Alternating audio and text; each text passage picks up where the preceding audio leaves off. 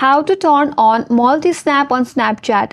Hi everyone, this is Kate from Create Login and Delete. So without any further ado, let's get started with our video.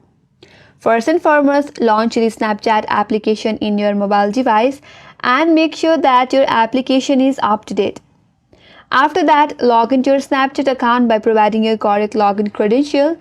And once you get to this interface, now to turn on multi-snap, head over to your left hand side at the top corner. There is a plus icon on that menu bar. So simply tap on plus icon.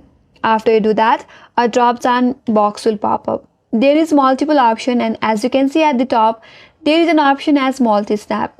Now to turn on, you have to simply tap on multi-snap and the multi-snap is enabled. Now you can simply keep on capturing snap on Snapchat.